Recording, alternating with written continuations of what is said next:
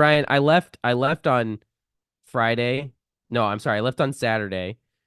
We get up to camp, or we're on our way up, and I see Trump got shot, and I was like, "Wow, that's a heck of a thing to happen the week."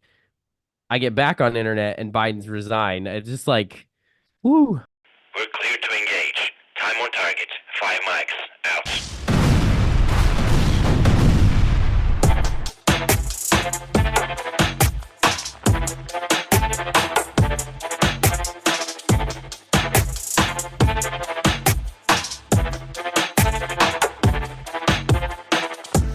Welcome back to Crosstabs with Reagan Knope and Brian Iverson. If there's something happening in Oregon politics or today in national politics, you're going to hear the inside story on Crosstabs. How's that for a better intro, Mr. Iverson?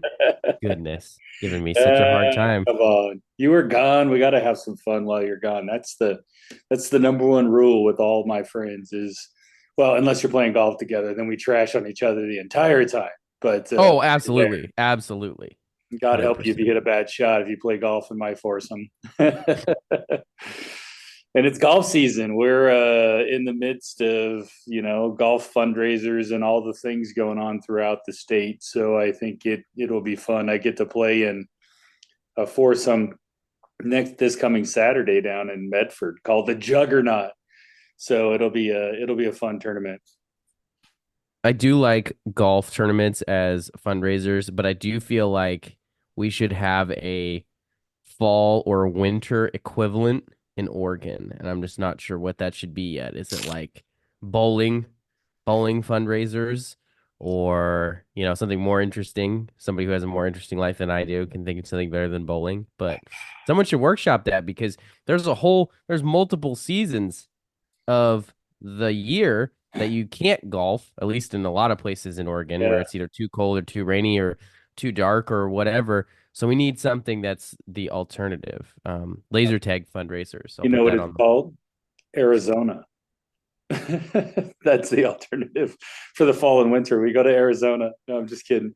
I I think, mean, you're not we've wrong. tried so many things, but we're mostly, I mean, when you get into fall and politics, like you're so focused on your campaigns and you're working, 7 days a week on those things. And the idea to put together a full on fundraiser like a golf tournament or something is just so difficult to do. And the Dims don't even do it. It's really like at that point, you're lucky if you get a plate of cheese and some meat with some crappy wine at a fundraiser. It's like, we just got to go. Come meet us, ask your questions, and let's go. So let's win this, right? Isn't that the Harris for president? Isn't that what he's Yeah. starting? Yep. Goes great with some Ritz crackers. So we got to talk about the donkey in the room. I would say elephant, but this is the Democratic Party, so it's the donkey in the room. Love it. On Sunday, we're recording this Monday morning. We're gonna try to push this out pretty fast. I'll probably edit it this afternoon, Brian. Yeah, no, we Um, need to. It's there's a lot going on. Like you yep. left for a week in the woods, and it's like the whole world fell apart, and it was really nutty week with all the RNC stuff, and and we of course got brought Russ in to talk about a lot of that stuff, and we never actually we recorded that on Thursday, so we didn't never talked about the president's speech. I don't really think there was a whole bunch to cover there. I think he stayed on task with that. But the biggest news, right, was yesterday. I mean, Biden Yes. officially dumps out of the race and endorses. So they decided they're just going to endorse Kamala and go full tilt. Every Democrat I know on Twitter posted their, seems like they posted their endorsement of Kamala. Am I correct on that, Reagan? I would say there's a lot of them that have been doing that. A lot of them have been.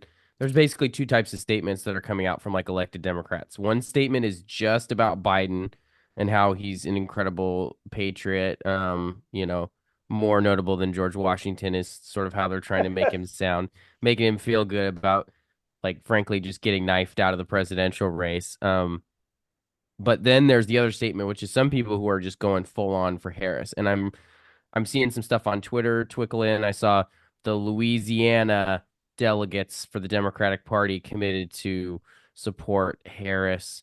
Meanwhile, the Illinois delegation, where Governor J.B. Pritzker lives, Yeah. has been asked to not commit to Harris right away. So right now, I think it's the way I describe it is a free for all. So, typically, Brian, in these presidential years, they hold the primary. They start in January in Iowa. Democrats rigged their primary a little bit by shifting around the states where Biden does the best and move those to the front to just make it really difficult for anybody to challenge him. And some people tried, Dean Phillips and a couple of others, but not any serious names. So he gets through an easy primary. And in some ways, that's how it is usually for an incumbent president. You just get renominated. You won the presidency once, you sort of get a free pass the second time. However, we get to the summer and now Democrats are looking at their polling numbers and thinking, Jimmy Carter 2.0, maybe we don't want to do that. And so then they shove him out the door. I mean, what was your reaction, Brian, seeing the Just news called hit? him Jimmy Carter. I mean, that's just, I mean, does it get any worse for Democrats? Jimmy Carter 2.0. I will say Jimmy Carter is, if they ranked presidents after they left office, Jimmy Carter would rank up there for me as one of the better statesmen for somebody who left the office and really became. Oh, he probably was a good person before, but I mean, just his notoriety and his things that he did after he left office were really commendable. I mean, stuff he did for Habitat for Humanity and all the things were pretty great. But I digress. I thought it was crazy that he endorsed Harris right off the bat. It must have been something he negotiated, I think, with the Harris camp, I would assume, because I noticed the first thing I noticed is what does Nancy Pelosi and Chuck Schumer do and Obama? They didn't endorse and they still haven't endorsed. So those are the ones who got Biden to step down. I think the Biden camp gave a little bit of a finger out the door, would be my take, is like, oh, well, I'll step down, but I'm not quitting the presidency and I'm endorsing Kamala. I don't know if they told that group that he was endorsing Kamala. That might have came as a surprise. I have to assume they did, just seeing how many Democrat pressers all look the same from the Senate and the House and all of those folks. Like there was so many statements that looked so similar that I think this was widely known throughout the Democrat circles of people inside the know that he was stepping down and endorsing Kamala. I just don't think there was really a better option for Biden at this point, except for to endorse Kamala. Because even if she loses, he says, "Hey, I endorsed her. I came out. I gave her all the money. She reportedly raised another 50 million yesterday from all the, because I saw a bunch of that stuff going. Even I was watching Trump's speech because I didn't watch it Thursday night. I was watching it on YouTube, and every break on YouTube was Biden asking for money, which I thought was interesting. So they turned on the fundraising machine. Who knows how much of that money was raised, and they just dumped all of that into Kamala's camp and called it 50 million. But yeah, that was kind of my take. I think it's interesting. Kamala ran a horrible primary campaign, I think, for Senate for president, and Biden wiped the floor with her pretty quickly. She was very antagonistic during Biden in office there. I think she has a lackluster vice president career. I'm I'm sorry, Brian. I'm Googling for the Kamala Harris for the People logo, and what pops up is Kamala Harris for arresting the people. Oh, Kamala Harris.info. I'm sending you this link. This is it's too so good. great. But yeah, you're talking about her presidential campaign. It was not very good. I saw a tweet this morning. She was, shoot, I wish I had saved this. But basically, when she dropped out, so your important things, she never appeared on the Iowa ballot in 2020. She dropped out before they got there. So she didn't appear on a single state's ballot. And she was trailing Marianne, maybe it was like Marianne Williamson or somebody, just one of the total also rans there. So I mean, she really imploded. And um so in terms of, I think I was a little bit surprised, but I agree. I mean, you've got 100, she tweeted this morning, she's got 105 days. She's going to go meet the campaign team. She's the vice president on the ticket, but apparently she hasn't met her campaign team yet. That seems like a red flag. Um, I'm gonna but go you got to do the what you day. got to do. We're gonna have coffee, Reagan, and talk about Grace. It's 105 days.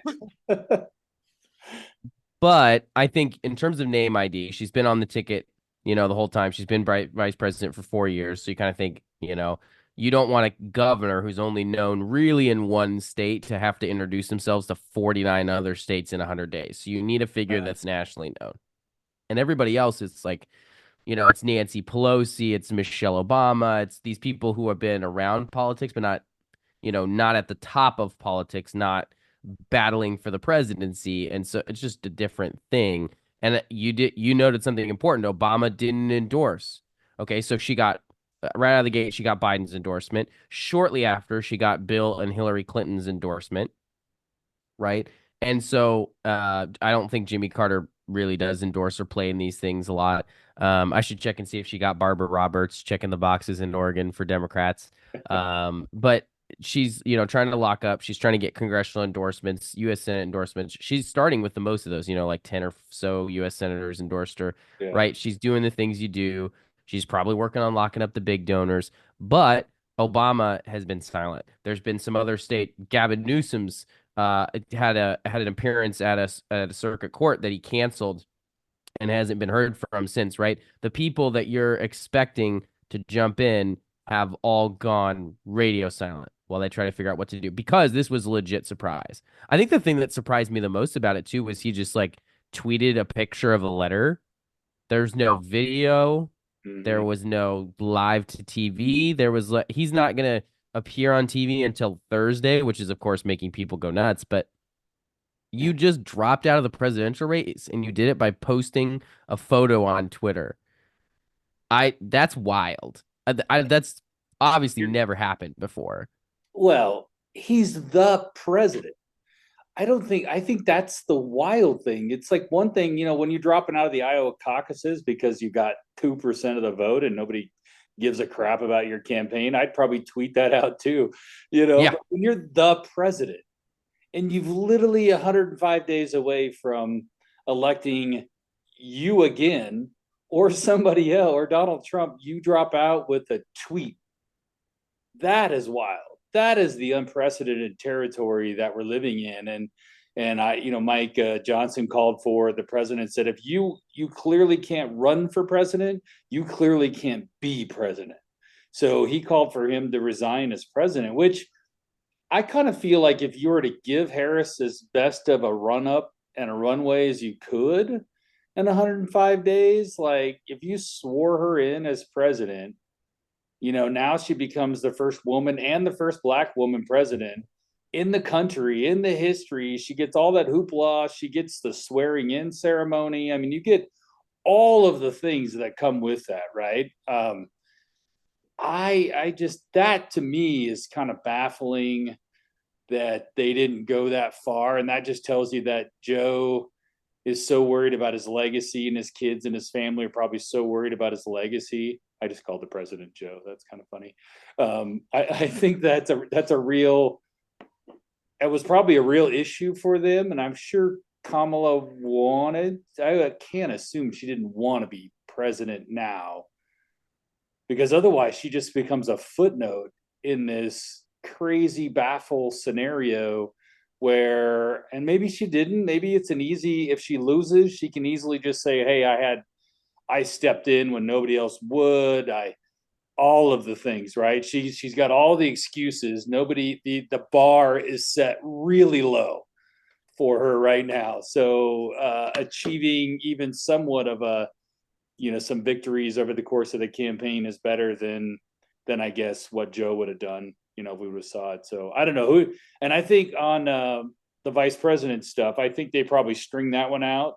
But who are you kind of hearing out there that's maybe stepping up? Because you just talked about it being, it's got to be somebody kind of well known.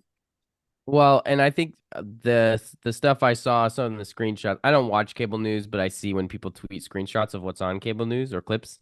That's the only way I see it. There was a thing on either Fox or CNN, the names that are kind of out there, and you helpfully put those together. Josh Shapiro, the governor of Pennsylvania, Andy Beshear, the drunk governor from Kentucky. I'm sorry, the governor from Kentucky. He got on a Zoom once and he was clearly drunk, so I'll never forget that. Wes Moore from Maryland, governor. Gretchen Whitmer of Michigan, which she says in a statement I saw on Twitter or a clip. Somebody asked her, she says, "I'm staying in Michigan." So that kind of leads me to think she probably won't be the VP or run for president either. Roy Cooper, a termed out governor of North Carolina, Gavin Newsom, obviously the governor of California, and then U.S. Senator Mark Kelly from Arizona, who I think is the least likely for a couple reasons. One, I think even though he's an astronaut, he's not necessarily that much more well known than anybody else. Creates a special election for a swing seat in Arizona, which if you're a Democrat, you really don't want to do. He doesn't have to run for another couple of years. And I think if that's what you got to do to win Arizona, you got bigger problems in your campaign. And I would guess adding him to the ticket, Trump's been ahead in Arizona pretty much the whole race. I would guess Kelly getting added to the ticket really just puts it back, dead even. I don't even think that wins you Arizona. So I think for a lot of reasons, he's probably the worst pick on this list. I would agree. Yeah, I think there's no way that Gavin Newsom and Gretchen Whitmer run, because I think both of them see themselves as the president, not a vice Yep. president. And so I think it's really, in my mind, I think she goes with an Andy Bashir, who's clearly got some donor. He's got, his ear is well thought of within the donor class, from what I've read. And then I think Josh Shapiro would be a very because it puts Pennsylvania back on the map for them. Which, if you're looking at pull how do we pull this boat back onto the river that's been clearly on the sidelines, with the oars missing. I think you go, well, where do I got to shore up some victories? And I don't think Maryland gets her anything picking a Maryland governor.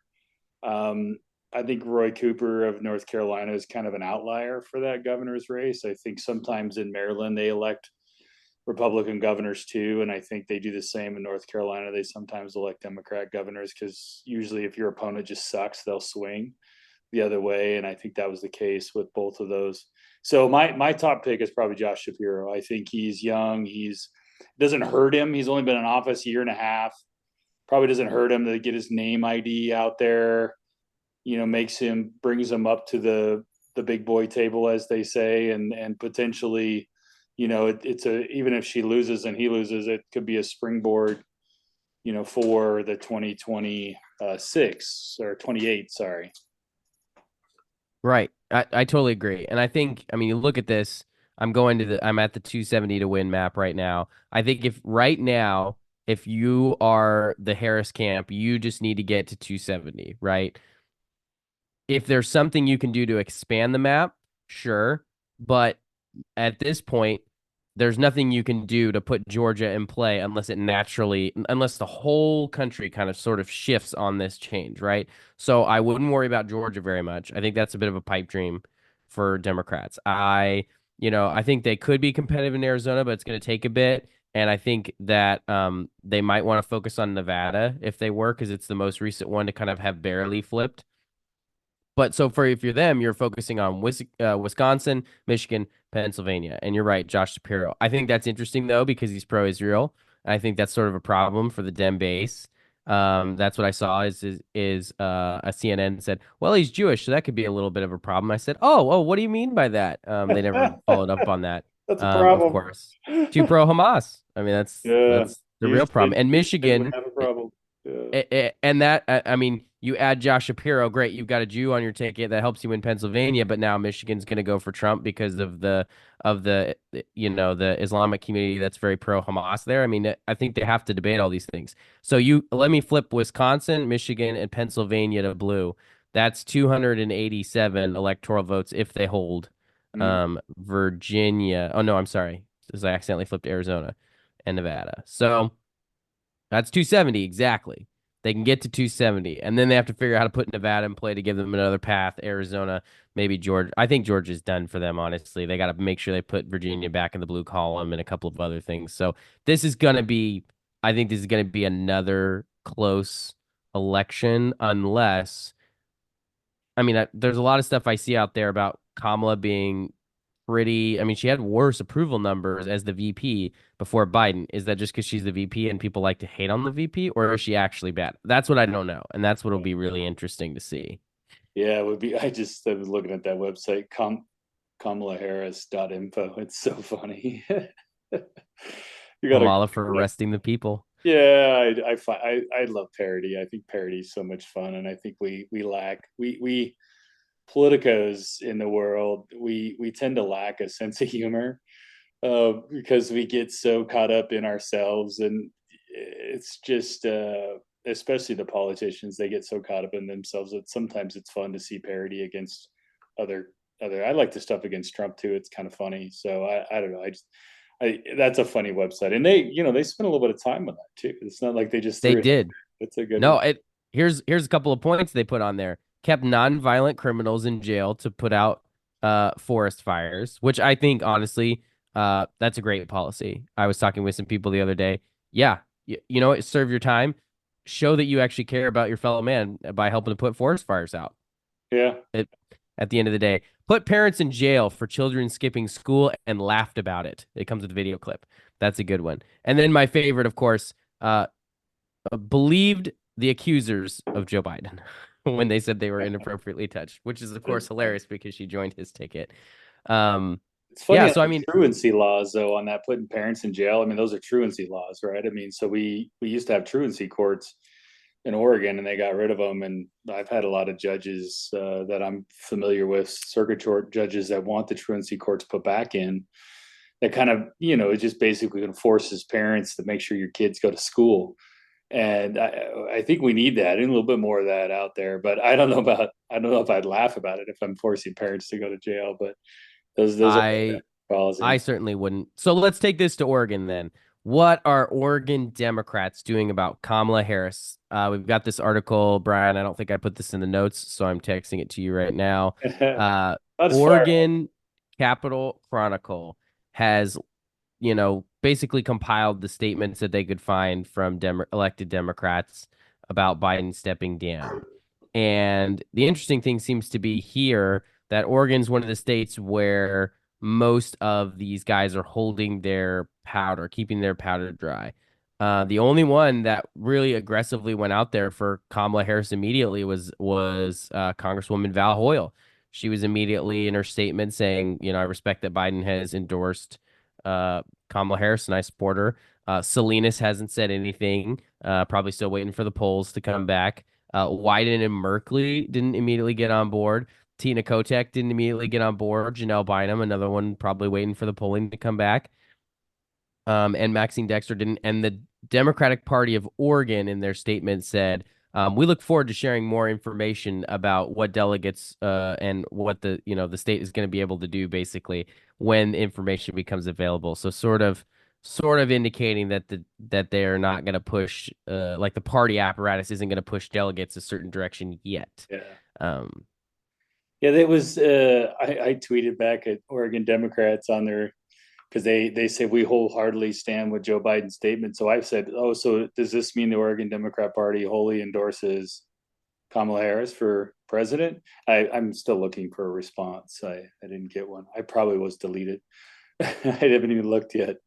But I think that's the key with what you're saying is like, well, they're all saying the same tune, that Joe Biden is great, a kind and decent man, all those sort of things, right? But none of them are saying, besides Val Hoyle, that Kamala Harris is going to knock it out of the park. I think they're holding their powder dry, as Julia put there, right up near the top, or you said that. But I think, and it's interesting, is they don't ask legislative stuff. You notice, like when Republican stuff happens, they always go to the Republican leaders, but when Democrat stuff happens, they don't tend to go to the Democrat leaders in the state legislature. I find that kind of interesting.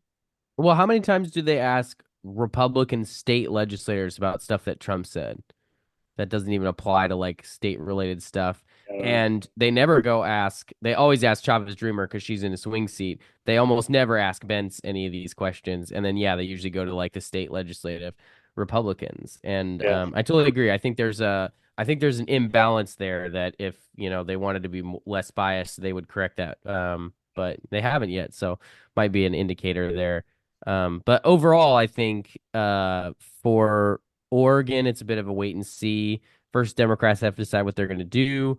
Uh, the assumption is Kamala wins Oregon, but I think the real thing, if you're a Democrat, is the belief here is not that you've won the presidential race by swapping the candidates. It's that you're going to stop the bleeding down ballot, and that had to have been the primary consideration. Is they weren't worried about Joe Biden losing as much as they're worried about him losing big. And so if Kamala can Yeah. win little or even lose little, then you've probably stopped your bleeding down ballot. You're close in the House, close in the Senate. You don't flip a bunch of chambers in the legislature to Republicans, right? This was really about an existential threat that Biden posed to everybody else down ballot.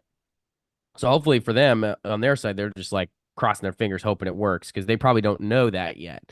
There's probably not any polling. It'll be interesting to see if Yeah, the they polling just need predicts. they need a competent, two candidates. So though August 19th starts the convention in Chicago, she'll clearly, name a VP candidate with her ticket before then. I'd imagine she'll probably hold out as long as they can, kind of like Trump did with JD, because it creates, more news, right? More news cycle, all the things. I think you're right. I think the Democrats, I noticed, at least in my mind, they need a competent president, but I think what they should do is just turn the guns onto Trump. And really, some of these statements I would have put in there, anybody but Trump would be a great president. Just put it clearly back on how they feel about President Trump and try to ignite their base a little bit and just say this is going to be the best, candidate. I want the best candidate that's going to, expose Donald Trump for, the crazy buffoon that he is and blah, blah, blah. Right. And just kind of not really go into it too hot and heavy, but at least just set the stage that this is still about Trump versus, our candidate, whoever, if it's Kamala Harris. I mean, at the end of the day, it's you gotta have that vision for the future, and that's who people vote for president. Is what's your vision? What does your future look like under your presidency? And I think that's really what Harris is going to have to outline over the course of the next probably 25, 30 days. Actually, she's a convention's less than 30 days away. I just looked up at the date and I'm like, wow, it's July 22nd. Like they've only got about 22 days or 23 days to get this vision out there. So time is ticking and money will be needed. Speaking of money, Absolutely. transition. What do you think about that as a transition? That's pretty good, Brian. You learned quite a bit while I was gone. I think you're talking about this another Capital Chronicle article about fundraising. Oregon Democrats lead in fundraising for competitive congressional districts. Janelle Bynum brought in the most money of any candidate during May and June. So I'm going to read some of these numbers. Yeah. Russ, Bynum, Russ and I talked a little bit about it, but I left it in here because I really wanted your thoughts on it, and then I wanted to okay. talk about the Southwest Washington one, because their primary is next week after next, August 6th, right? 5th, something like Yeah.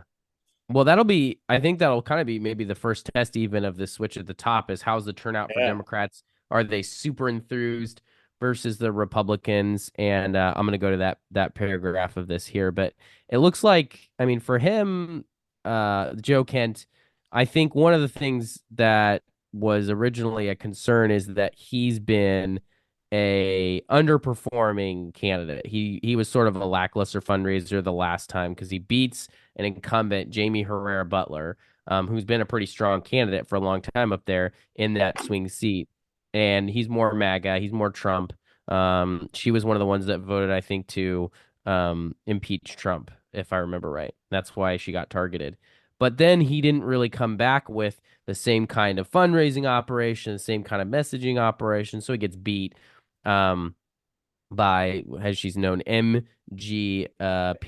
And I'm not even going to try to pronounce her gloom. It's Perez, I think I is think her it's last name. Glossenkamp Perez, I think is how you, Yeah. but I just So like saying anyway, MVP. I like those. I like the 3 digits, the VBIs, the yeah. FTDs. Yeah. Well, NGP's been spending some time and working a lot with LCD, Lori Chavez Dreamer. And they've kind of been mod buddies. I'm a moderate Democrat from a Republican seat in Washington, and she's a moderate Republican from a Democratic seat in Oregon, and they're kind of working together to keep each other around almost, right? And So she has raised almost $4 million. MGP has against Joe Kent's eight almost $900,000. Um, that is a little bit of a problem for him because you really need to have competitive dollar figures. And back to buying him out, raising Chavez Dreamer. The difference is Chavez Dreamer had a huge cash on hand advantage. So 1/4 of losing the fundraising to Janelle Bynum isn't going to end her. She's still going to have the resources. Joe Kent, Yeah. unfortunately, I think is looking like he's not. So he's going to need a lot of support from the Congressional Leadership Fund, CLF, and the NRCC, which they've booked Portland TV. And I'm guessing some of that is for because it's Vancouver. The Portland TV bleeds pretty significantly over into Vancouver. So they can use that both for Travis Dreamer and for Joe Kent. And probably pretty easily swap it up. So if one of the candidates is really underperforming, they can push it all into the other candidate, or they can backfill Or Mike to help the Erickson. candidate We also who's got doing worse. CD6 as well. It is a backdoor into the Erickson race if that thing looks Yeah. competitive. You're totally right about that. And those TV spots in Portland are going to be a premium in October. I mean, if I was a sales guy, I'd sure like to be selling for KATU and KGW selling their political right now because it was expensive last cycle, and presidential cycles it just gets even more so. And I think we might see, depending on what happens with the presidential race, that national money might be flowing into these congressional races at a bigger clip if Trump pulls away or what have you with this. You might start seeing a shift of some of those dollars where the D's are going to say, well, we got to go after Congress, we'll give up the presidency, so we got to go win some of these seats, so they got to defend MGP and then Salinas, and then they turn on LCD and just go with buying them full tilt in that race. And it's going to be fun, I think, but cost will be exponential. Brian, that was one of my questions for you, and just sort of to educate our listeners, because one of the things you do is you buy and have for decades have bought TV, both political and non-political advertising. So when a group makes a reservation, they say, "Oh, we're going to reserve $10 million in this media market." Okay, so they've done that. They've bought all of that TV at whatever today's price is my No, assumption. No. no. There's two different political rates that you get, and federal rules are. So if you're a TV station or a radio station and you have an FCC license, right? Federal Communications, you have a license to do business in America. Well, one of the rules is that if you're a candidate running for office, you get what's called an LUR rate, lowest unit rate. So that basically means is that KATU sells you a 6 a.m. to 7 a.m. news spot. Actually, they do half-hour blocks now, so 6 to 6:30. And you say, hey, what's the rate? And they say, okay, 6 to 6:30 on KATU, probably going to cost you normally, like if I'm a car dealer, cost me, and those are usually your biggest advertisers. So whatever that top guy's paying is your lowest unit rate. So if that guy's paying $300 for that spot or $200 for that spot, when KATU puts together that political rate card, that lowest unit rate for a candidate committee has to be as low as what that is. So that's what's called the lowest unit rate. So if I'm the candidate, if I'm MGP buying TV ads, I get that $200 rate for that news spot. Now, those can be preempted. So it doesn't protect you from being preempted. So if I buy a $200 spot, yes, you can buy it, but the rules state, or not rules, but basically you can be preempted by somebody comes in and they buy what's called a P1 rate, which is a non-preemptible fixed rate. And so they're going to probably pay about $1,000 for that same spot. And Wow. that's what these guys, these national groups, that's what they're buying. They're buying and reserving non-preemptible spots. So that money is guaranteed to air. And that's usually where the problem lies. So with an MGP who's sitting on 4 million cash, she's buying spots, yes, less than the $1,000 fixed rate or non-preemptible rate, but she could get preempted because Joe Kent could come in and say, well, if you're spending 300, I'm going to go to a P1 and I'm going to spend $1,000 and knock you out. And so we quickly in October, I would imagine with this many races and what's at stake in Portland, you're going to see us get to that non-preemptible rate quickly, more so than we have in the past. We didn't get there last cycle in 2022. I bought a lot of TV in Portland, and we never got to the non-preemptible rate. We were close. We were like P2 rates for stuff to clear, which is instead of $300, you're paying $500. So you're kind of getting up there, and then everybody else kind of gets bumped out. It kind of becomes a who's in front game, and it's really difficult. And so you got to have a strong buyer to get in there, and you have to pay more than the other guy. So if I go in there for LCD and I buy, say, $1 million of TV in October, and I buy it all for her campaign, so I buy it at her rate card. So, and there's say 10 or 15 commercials in a half-hour block, right? Those, if I bought early enough and reserve that time, you can't just come in and say pay $301. You'd have to come in and pay $500, whatever that next rate is. But if I bought my time before the other person, that other person gets bumped out. So it really becomes a very difficult traffic discussion with the people that work within those communities. And that's why these big groups are like, screw it, we're just going to buy non-preemptible, because I'm putting my buys in Arizona, I'm putting my buys in Nevada, I'm putting my buys in Oregon, I put my buys, and they probably laid out $150 million across the country. Now they can always cancel that, Reagan.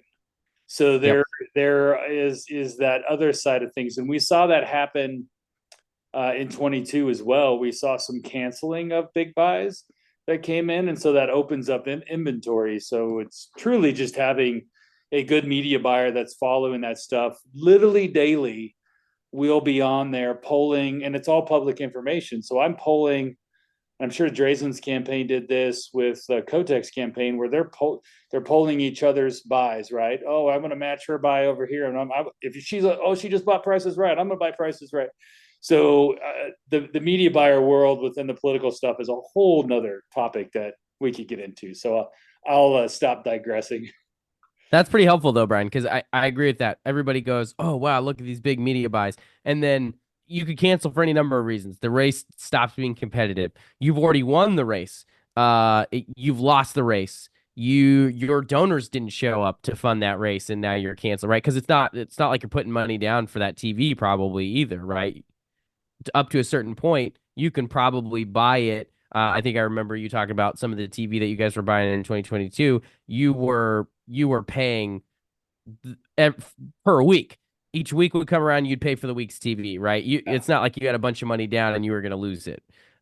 You could just cancel those if you really needed to. Usually do week to week buys, especially by the time you get into October, because you just got to know, one, you have to pay up front at that point, right? So we're trying to come up with the money, and you're like, oh, I got 100,000, let's go, and you run out there, and you're quickly putting together buys. And then that last week is always the worst. Is you get some check-in polling or something like that, and say you're up to, down to, whatever it might be, right? So it's going to be close, and everybody's pouring money in, and then you're sitting there going, well, everybody's getting preempted, and this and that's happening, and then your stuff doesn't air because the TV stations just couldn't get it on the air.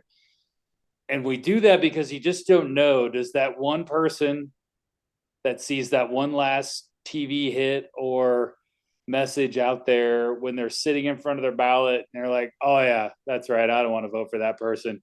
Because I truly believe that people don't pay attention to this crap like we do, and probably our listeners do. They, until the point of, right? And then they yell at their wife in the kitchen or the other way around, and she goes, honey, who was that person we hated over there in Oregon City? Or who was that person with that crappy ad, or that we laughed at? Or I kind of feel like a lot of people that are in that middle, that movable middle, and the polling I'm seeing shows that movable middle, Reagan, in these competitive races, we're looking at like 10% maybe. That is undecided at this point. Even the legislative races, I'm seeing some legislative polling that's showing me only around 10% of people have decided R or D. Now, they haven't decided what candidate, and that changes, but we always ask him, are you voting Republican or Democrat? And those numbers are in the mid 40s that I'm seeing in races across the state. So that's pretty decided at this point that you're going RRD when you're looking at a district where it's 25% Republican and 25% Democrat, or and 45% NAV. To have 10% undecided, that's pretty interesting. Yeah. And you got to remember too, a lot of these districts, I mean, there's 4 or 5 districts that are sort of especially in the House side that are competitive, couple in the Senate. These districts, even though they have heavy Democratic registration advantages, they don't vote plus 10 blue. Especially in the last election, they voted plus 1 blue, plus 2 blue, right? I mean, they're not you got to remember that these competitive seats, we Republicans punch above our weight in Oregon. I think that's something that people don't quite understand. Democrats for about a decade have held no seats with a Republican registration advantage. Might even be 2 decades. There was a John Horvick chart on that on Twitter not that long ago. So hopefully our listeners listened and followed. 2004, he posted that, or 4 or 6, but it's been nearly 20 years. Yeah. Yeah, and so Republicans are always winning the Republican seats, winning almost all of the competitive seats, and then trying to win and holding some blue seats. I mean, that's so, if there's any of the indicators out there, people like to talk about Oregon being a blue state, and we are because at the top of the ticket we voted blue. We voted blue for governor, right? But it's a lot more and a lot more competitive down in the legislative races, for sure. Reagan, you literally made my point when I would go to national stuff last cycle with Senator Knopp and Representative Brees Iverson, and I would talk about why Oregon's different, and I would literally tell them Democrats can't win Republican seats on the legislative side. Like they haven't in decades. At this point, we can win in blue positive Democrat seats, and I showed them. You start showing them the map, and you start showing them that history, and they start going, "Wow!" Because in Washington, they have Democrats win in Republican advantaged seats, and they do that in other states, and that's why we're different in Oregon. I think of that non-affiliated voter is a center right voter. It's really just a matter of what are the things that pull them to the left or pull them to the right. But the salient voter within that center, they're slightly, I wouldn't say more, they're slightly center right. So the candidate does matter, and we can pick up. We won seats, up. What was it? Tracy Kramer is probably the highest, and that was 7.5, almost 8% on the legislative. So that was an 8% advantage to Democrats. And we almost won Senator Bill Kinnemer, and that's a plus 10.5 Democrat seat. He only lost by 500 votes. So we can get there, but that's about where our ceiling is. I don't know if we can get much higher than that, because you just run out of people at that point. There's a certain number where you run out of people. Breaking news, Brian. I just want to break in. I was looking for something. Joe Manchin is not going to run for president. He's a Democratic senator from West Virginia, turned independent. He also says he wouldn't serve as Harris's VP. Oh, I'm glad he cleared that up. I love that. That's my favorite one. Is it's sort of like, I'm sure the Harris camp is like, did we ask you, bro?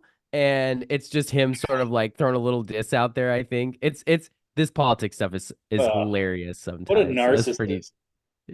It's pretty funny. Complete narcissist that anybody gives two craps on the Democrat Party what Joe Manchin thinks at this point, right? Like I that's amazing to me that he. Of course, I guess that's a good way to keep your name out there. We should put out a press release. That's what I would do if I was a Dem. I would do it because it'd be funny. Just tweet out there. I've decided I'm not going to seek the vice president nomination. If I were a Democrat backbencher, I'd say I would be willing to do it. That's what I'd put out.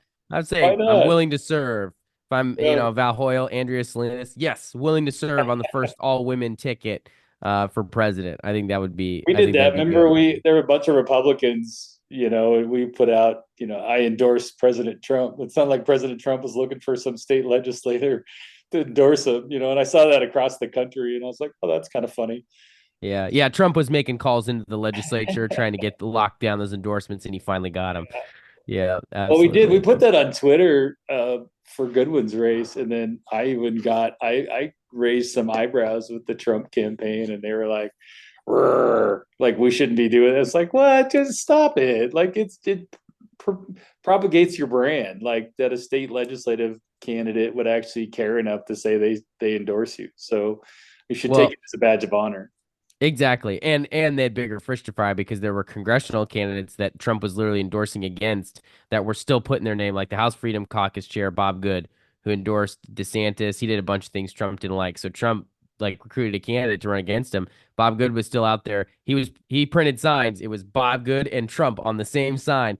Didn't say endorse. It just said vote Trump, vote Bob Good. And they had to send a cease and desist letter on that stuff. So Great. I think you benefited, Brian, from not at that point not being the biggest fish to fry on that front. So very clever campaigning. I thought it was pretty telling that Portland Public Schools hires former chair of the Multnomah County Commissioner Deborah Kafori as their new chief of staff. And then I read the story, and this is what I thought was interesting. And of course, this was on the heels of Governor Kotek basically saying she's going to find $550 million more for schools, right? And I'd love your take on that because you follow the funding on that. But the Deborah Kafori is the new chief of staff of the Portland Public Schools, but this was put out by the superintendent, who's apparently above Deborah Kafori. So they have, and they want more money. So they have a superintendent who's theoretically your chief of staff in every other school district. And then they hired a chief of staff on top of the superintendent. I just like, no wonder they need $550 million. There is so much money that is wasted in these administrative positions and public school system for, oh, we got to have this person that does this and this person does that. I just sat there, I just laughed. Right? I'm like, between the two of them, they're making over $500,000. I'm like, well, who does the superintendent supervise? Just the chief of staff? And the chief of staff like does everybody else, or does the chief of staff? Oh, I have more questions than I have answers. And it's just another shining example of how the worst run public school system in the entire state is the biggest. And that is, to me, is the crime here, is that our largest system, which should be the ones being the most worried about funding and streamlining and figuring things out, they have so much stuff at the top. And if I go back in my archives of my brain, I believe the Democrat senators put out a letter when the Portland public school teachers were striking, saying that they spend too much on administration, which is part of their problem, and the dollars don't flow to their teachers. And I think Republicans have been hitting this one forever, that we have no problems funding education in Oregon. Republicans don't have a problem with it. What we have a problem with is this.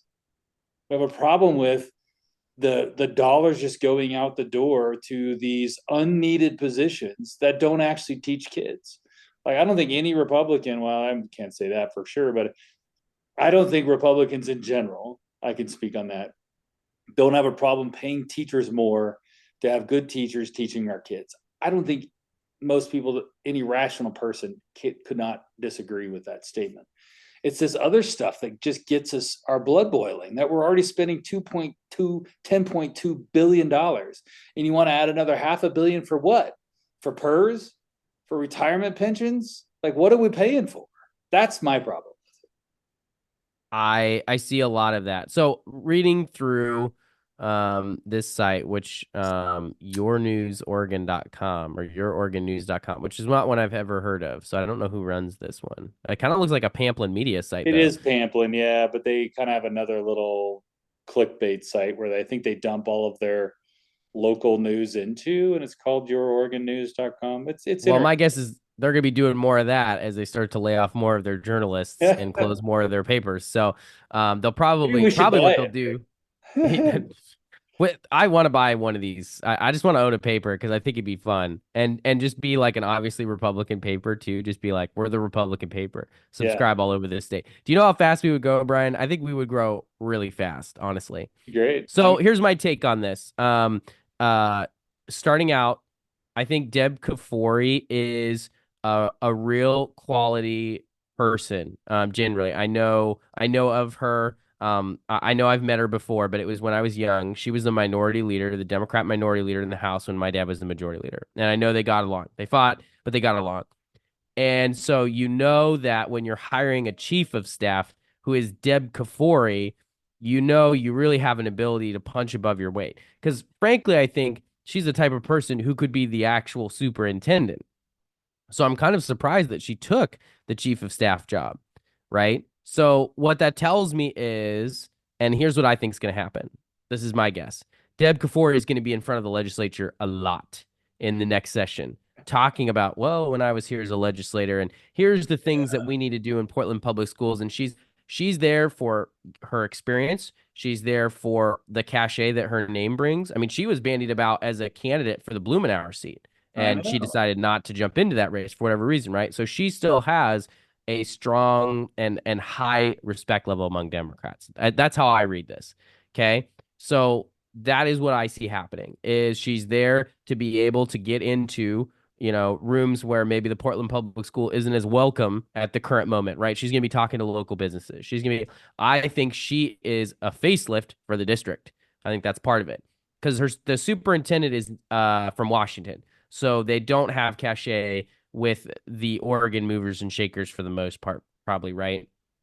So I kind of think that's why they picked her up. And you're right. Just overall, you're right. The administrative bloat is wild. But I've seen this happen before. This happened in the Albany School District. They had an interim superintendent, and what they did was they just bolstered him with a really strong chief of staff who had all of the like name and stuff like that, right?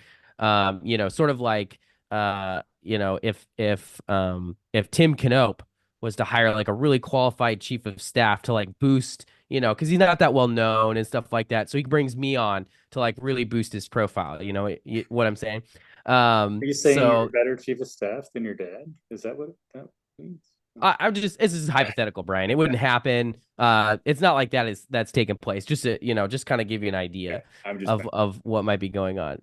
So let's talk about CSL, current service level. When an agency goes to the state legislature, they give them their CSL budget, which is all of our current costs plus the expected increase in those exact same costs. So you don't get to add new programs, you don't get to add new personnel, but you do get to compensate for like inflationary costs, wages going up in your contracts, things like that. So they have a term of art in the legislature. It's like roll up. So when Fred Gerard, because he will, asks about what's the roll up cost is for this, anytime you add a new program, he's like, the new program edition is always a smaller number. It goes into the full roll up of what does it take to pay for this over a full 2 year budget because we're one of the few states left that budget on 2 year cycles. I noticed Arizona, when they were doing their budgeting, they budget 1 year Yep. and they're better at it, right? Hint, hint, Democrats, if you want to stop having ginormous kickers, start budgeting year to year. They're never going to do it. Pretty soon. So the governor is going to make some adjustments to the CSL calculation for school funding. Here's what they're going to do. They're going to change the distribution. So for 2 years, you don't get your full 2 years money in advance. You get 50% the first year and 50% the second year. Now what they're going to do is they're going to change it to be 49-51. And apparently the way they calculate it, the 51 is what they base it on for the next year. So if your second year's funding is 51% instead of 50, now your first year of the next year is higher. And so it accelerates the CSL a little bit. The other thing they're doing is when they're calculating the CSL, how much your salary is going to go up across the state, they've been using a 20-year average, which is holding down the average because salaries have only really started to spike a lot recently. And so now they're only going to use 10 years of historical data, which means that salaries are going to accelerate or be assumed to accelerate faster in the CSL. So that's going to increase the estimate. They're saying $240 million. Okay. And it looks like also in the second year of the CSL calculation, they're going to calculate any changes that would happen in local tax revenue, which apparently they only do for the first year. I would say for the most part, these are changes that are going to be positive if you want to put more money in the system. I think the total changes is a half a billion dollars, 500 million ish dollars. I would doubt that solves the problem because, as you said, the problem is a couple of things. You can have your CSL calculation go up. If you lose students, you still lose money. And a lot of the districts, especially in the big metro areas, are losing students. Okay. Your other problem is if your teachers go on strike to ask for more money than you're calculating in your CSL, you're still upside down. They're giving you money for 5% raises and your teachers are asking for 20% raises. Doesn't really help you that much. So ultimately, I think they're going to have to make more changes. This I'm not quite sure why the governor went with this move now. I'm not sure what the strategy is behind that. I can't see into that at this point because it seems like the whole thing's going to need generally an overhaul. You hear about overhauling the funding formula and how it's going to happen. You hear about statewide bargaining instead of local bargaining for all these teachers unions, right? I mean, those are big changes that would have way more impact on school funding problems than the CSL changes. So they're interesting to me. I want to study them more, but I can't quite tell why they're getting rolled out now, honestly. No, that was great. That was an enlightening conversation there. I think with these local school districts with failing local levies that been putting out there, I think that maybe has something to do with it. Like they got to figure out a better funding allocation to some of these districts because they're not going to be. I mean, Bend, Oregon didn't pass a local tax levy to help fund more education for the school district. So that's telling, and that's the first time. I think Portland's passed, right? The one they did, didn't they just do one? Yeah, I think theirs was a renewal though, was it? It's Like just the a one that renewal failed process. was Ben Lapine, and it was a new one. Good new ones are tough. Yeah, renewals are a little easier.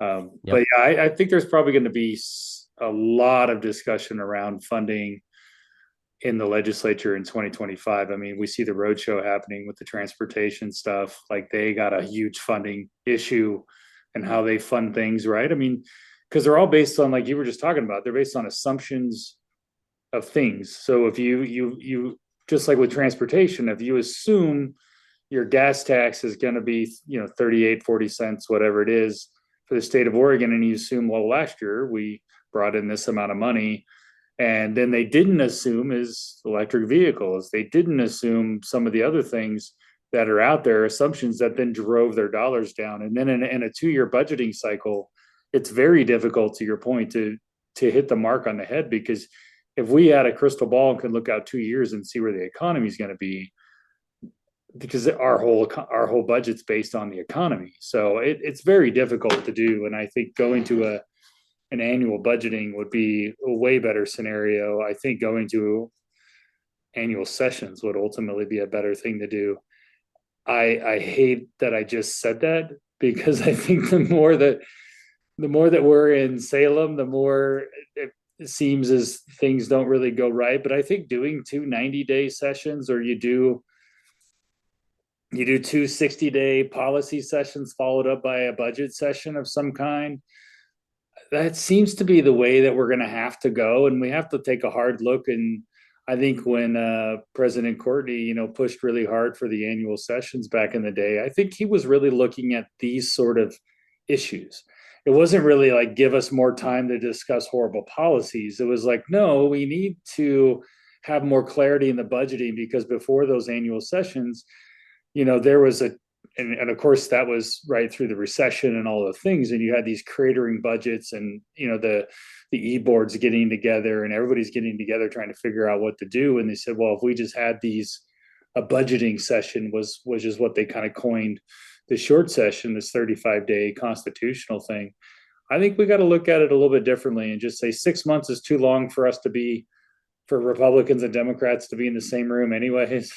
So I think 90 days is about a decent window that seems to work better in states like Arizona, Montana, some of these other states where I think this process seems to be working a little bit better. At least they can hash it out a little better. I agree with you a lot on that, Brian, because I think in the 6 month session, you get a combination of things that happens. One, you shut the building down for policy, and there's only the few people on the budget committee that are left doing anything. Everybody else kind of sitting there around twiddling their thumbs, ready to pass the budget bills, right? So if you had a session that was budget focused and you found a way to get more people involved in the budget process, now you'd have more effective legislators who are able to do policy and budget instead of sort of having to pick. You kind of have to pick your lane when you get there. Am I going to do Yep. policy or am I going to do budget? You don't really get to do both most of the time. Only if you're in leadership do you really ever handle both. The other thing about that I think is good is the 6 month session gives a lot of people a lot of time to sit around and come up with crazy ideas. And then I think the lobbyists would appreciate this. They have to go say, hey, I don't know if you know this. This is a crazy idea. And they're like, well, I'm powerful, so I'm running with it anyway. And now you got to build a coalition to like go kill the stupid thing. Whereas in a 60-day session, and you know this from the short session, you throw up something silly. My favorite was in meetings like Speaker Rayfield. He'd just kind of laugh and be like, yeah, that sounds like a good waste of your time to try that. That's already dead.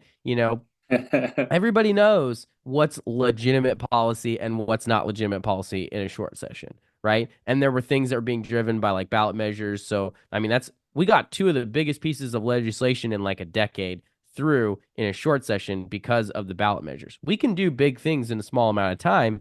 You just have to have everybody actually wanting to, or in this case, being forced to work on those issues. And so if you crunch the timeline with 260-day or even 90-day sessions with some budget stuff mixed in, I think I totally agree. I think you'd get better results and you'd spend less time in session, less time with the partisan ridiculousness. There'd still be some of it because there's always going to be some of it, but people wouldn't be sitting around waiting for the session to start throwing pot shots. People wouldn't be sitting around waiting for the session to end throwing pot shots. I think keep everybody busy, man. That's what I do. If my kids are driving each other nuts, it's because I haven't kept them busy enough. Go dig a hole. Go, whatever. Not dig a hole, but like, actually, they probably I should. I get have your some point. holes I Yeah. probably need dug. But, I get go your buck point. some hay, whatever. They're 3 and 5, so they're probably a little above their head level. But at the end, I think you're totally right on that. I think that we found a really good topic of discussion is how do we govern better is really the idea of that. How do we put Republicans and Democrats in Salem in a way that they can govern a little bit better, that they can, figure out a way to get in there and be effective on the policy that they're putting forward and not just, putting us into this partisan, because I think that's kind of what happens like in the long session. I mean, you're going to, there was a couple of issues that you have in a long session, and all of a sudden, some of the really crazy stuff kind of goes to the wayside. And then there's a couple things hanging out there that maybe a senator or a representative on the majority party really wants to push in their committee, and they just keep pushing it.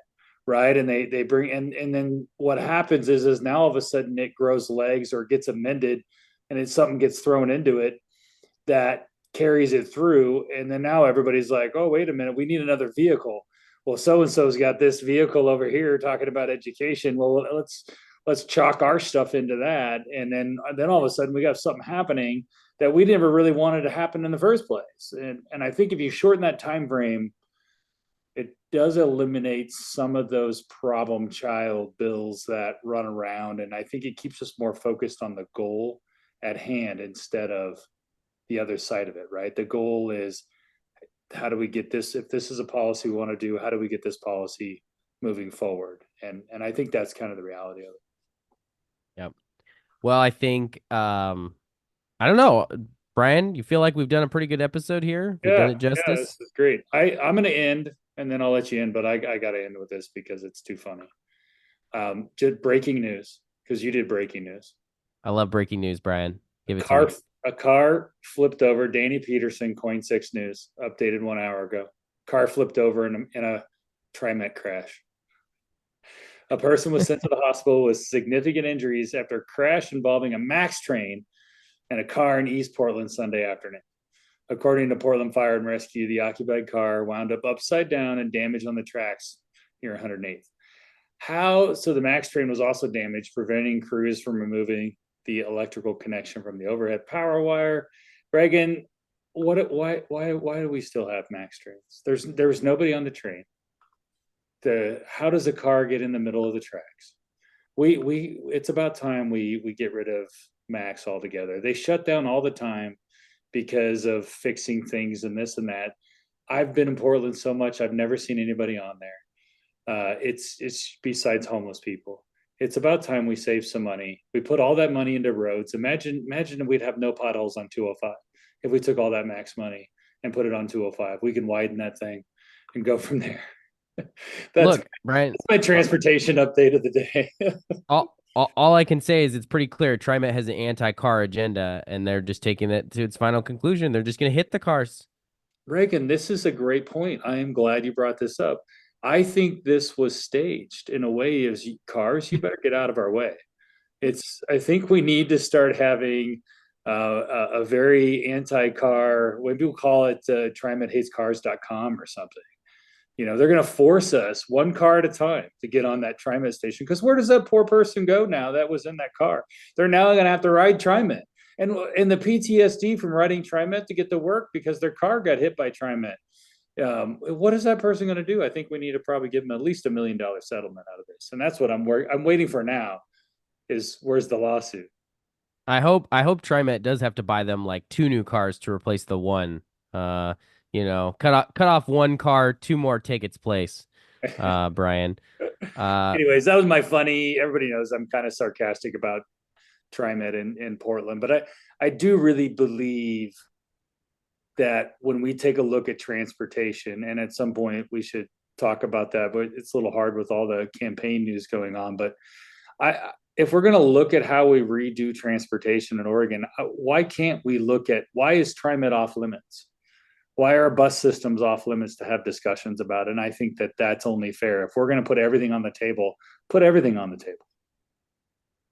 But if stuff isn't getting used, should we still be spending a bunch of money on it? Cut it down to where it's actually getting used at the very least. And electric bikes are like the rage, right? Everybody in the world rides electric bikes. So if that's the thing, and that's a new mode of transportation that people are getting from point A to point B, that isn't driving a car, if that's your agenda, then we can't put electric bikes on the side of the road and expect them to not die.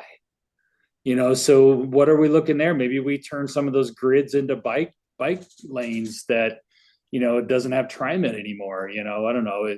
I think my Bike Portland people would love that one, but probably not. They'd rather just shut down roads, but yeah. Bryan Iverson becoming the Bike Portland poster child and hero. I never thought it would happen. Never thought it would happen. But it was the Peloton, Bryan. That was the gateway drug that got you into the bike lobby now. There it is. Must have been. You and Representative Tom Anderson, I'm going to see you guys both hauling your bikes into the Capitol in 2025. It's going to be great. My bike goes nowhere. It's stationary, Reagan. We've had this discussion. No, this is what I'm saying, Bryan. It was your gateway drug. Soon you'll be doing harder bike drugs. Well, with that, thank you all for listening. We had a lot of fun today. We hope you enjoyed listening to us. Our website is crosstabs.studio. Shocking that I didn't forget that, being gone from a week, disconnected from the internet. Listen to Crosstabs, rate it on Spotify, Apple Podcasts. Follow at Bryan G. Iverson to learn more about TriMet's anti-car agenda. Follow at Reagan Knope on Twitter or X. I guess you have to go to x.com now. I don't like calling it X. I still don't. Me neither. At Crosstabs FM for our podcast. I'll tweet out the episode because I forgot to get Bryan the login. And then I'll tweet out this one as well. Yes, we'll get it out here. This one will go way better than me being the producer, Reagan. This is not a good title for me in this role as a assistant producer because I suck at it. Bryan, you're the supervising producer. You know if I'm good at that, Reagan. All right. Thanks for this chat, Bryan. Really enjoyed it.